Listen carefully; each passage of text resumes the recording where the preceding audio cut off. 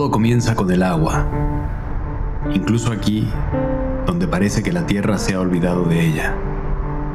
En el desierto, al norte de Chihuahua, las plantas, animales e insectos se han adaptado y sobreviven dentro de los límites de un ecosistema tan extremo como imponente. Pero aquí hay un fenómeno que cree estar más allá de todos estos límites. Somos una especie que prueba su suerte a costa de todas las demás. Hoy en día, el territorio y el agua nos están forzando a detenernos, a sumergirnos en la esperanza de que otra forma de entender la vida es posible.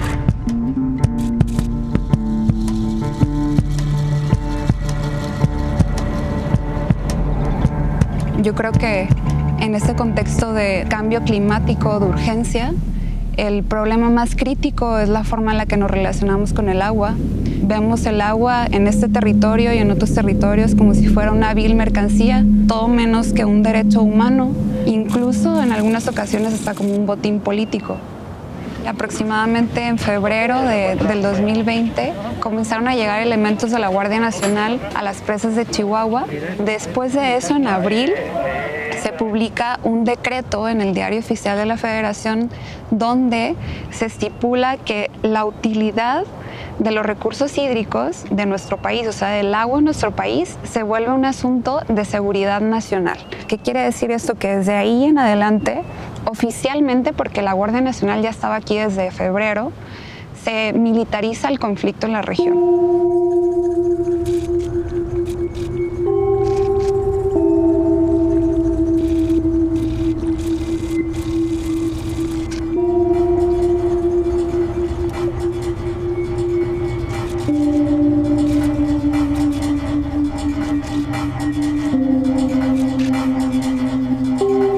Estamos en la presa La Boquilla, muy conocida a nivel internacional, más bien diríamos, ¿no?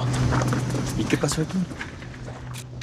Se quieren llevar la agua a Tamaulipas, que hay un convenio allá por Baja California, le da agua a México y nosotros los chihuahuenses tenemos que pagarla. Y al cerrar la presa en septiembre, la Guardia Nacional de Tomos la abre a mandarla a Tamaulipas. Y después nos volvimos a juntar un grupo de agricultores, pues más bien todos, todo el estado. Se comenta que éramos como 10,000 personas. Y el objetivo de ustedes era que cerraran para que no siguiera saliendo el agua. Sí, si nos quedamos a un 32, si la hubiéramos dejado no tendríamos agua ni para nada. Llegamos, vea, todo lo que es la calzada estaba lleno de ufa. Entonces empezaron los gases lacrimógenos, ¿verdad?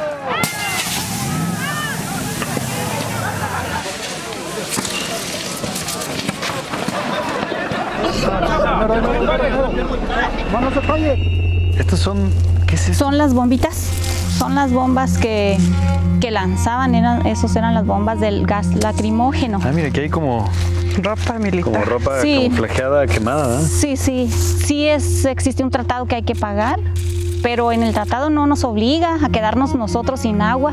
Creo yo que no se puede acabar con un pueblo para darle vida a otro. Fue una comitiva a la Ciudad de México a hablar con el presidente, ¿verdad?, de la República, y se confió en que, ellos ya venían con el mandato de que ya estaba arreglado el problema, ¿verdad?, que sí iban a cerrar, que sí nos iban a dejar el agua ya, pero resulta de que no, de que el 6 amanecen las compuertas abiertas. Y ese fue un enojo del pueblo de Chihuahua. Nos unimos ese día para venir a cerrar las compuertas.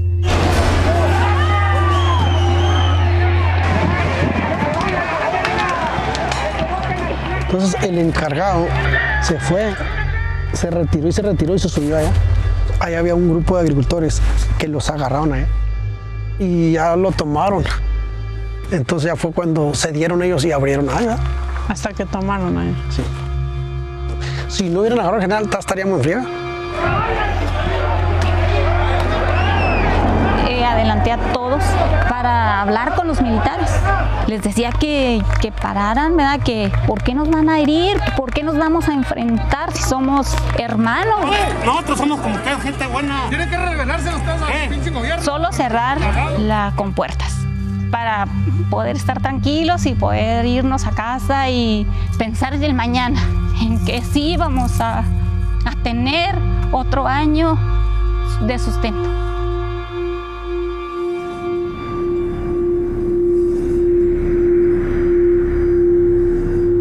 El 2021 es un año muy crítico para esta región, la región centro, sur y noreste de Chihuahua. No tenemos agua. ¿Qué nos preocupa tremendamente? Que nosotros aquí a 300 kilómetros está la Sierra Tarahumara y hay una devastación total, deforestación.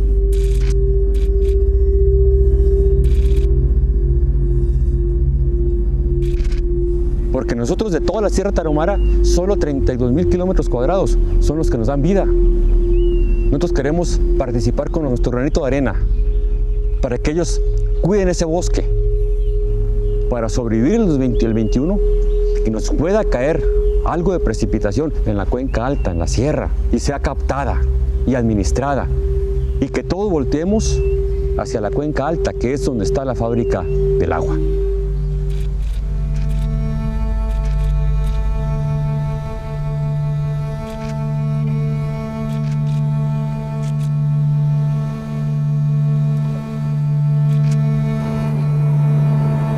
A pesar de que se vean pelones los cerros, todavía siguen captando agua en su interior, todavía siguen proveyendo filtración del aire, sigue siendo una zona de importancia tremenda para el equilibrio ambiental. Lo fundamental, pues, para hacerle frente a la crisis del agua y a la crisis del cambio climático es que los actores políticos se comprometan a respetar las cuencas, es decir, los cerros, los arroyos y todos los cauces por donde el agua se filtra y se acumula en el subsuelo y superficialmente. Nosotros queremos salvar los cerros porque para nosotros es sagrado. Los políticos y los empresarios los ven como una mercancía, los ven como un terreno baldío o como un basurero, y nosotros los vemos como parte de nuestra madre tierra. Para nosotros, sin los servicios ambientales que nos brindan los cerros, el agua, el aire, la biodiversidad, la historia misma y la identidad, pues básicamente no existiríamos. Entonces, esto de salvar los cerros es también para salvar nuestra existencia colectiva como pueblo de Chihuahua. Para nosotros, como pueblos originarios de allá, el bosque es muy importante. Para nosotros hay una creencia que hay un ser viviente ahí que está sacando lluvia, agua, ¿no? Que es como que está sacando que la sangre de la tierra. Desde hace 4 años que vas porque están en una lucha, ¿no? ¿De qué trata esta lucha? El intento de despojo que están haciendo es de unos particulares que hicieron una solicitud de enajenación a terrenos nacionales. ¿Qué son los terrenos nacionales? Pues son como espacios que se supone que no es de nadie, ¿no? Es como decir, pues es del país, ¿no? Pero es como una clave para en realidad darlo a particulares, ¿no? Como si el hecho de que esté el bosque ahí es nomás porque, como si no tuviera función y no se estuviera aprovechando. Y invisibiliza también, como si nosotros no estuviéramos ahí. O sea, ese es el detalle. Nosotros ahí estamos. El hecho, pues nosotros ni idea teníamos que eso existía, ¿no? Debemos empezar a organizarnos y a darnos cuenta que hay esperanza, que el futuro no está perdido, que hay cientos, miles de personas organizándose, comunidades y organizaciones buscando prevenir justo esas guerras por el agua.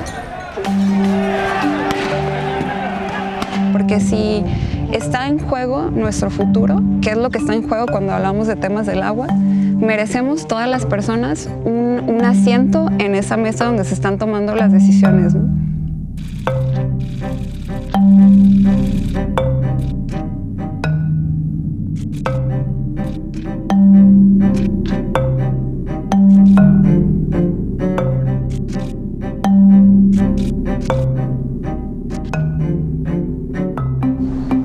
Propongo una contradicción así rara.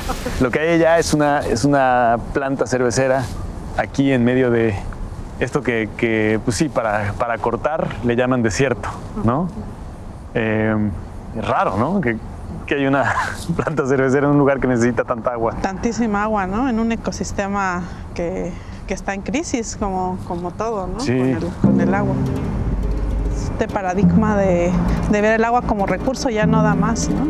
Lo que decía Ángel, siempre se ve esto como folclore de la relación que se tiene, ¿no?, con la tierra, ¿no? Yo creo que gran parte del problema y de no poder imaginar otra opción es que hay un rompimiento, ¿no? Y en el momento en que ya no te sientes parte de, ves eso como, no sé, pensamiento mágico, y no se interpreta como lo que es otra concepción de la relación con la tierra. Podemos no ser egoístas y volver a vincularnos para hacer frente a eso, ¿no? Una gestión nuestra del agua. Y que no solo sea para este lugar, para otros lugares también, o sea, que se replique, ¿no? Como que sea un ejemplo, porque sí, o sea, si algo me queda claro es que la crisis mundial del agua, aquí donde estamos, es un ejemplo clarísimo. Claro.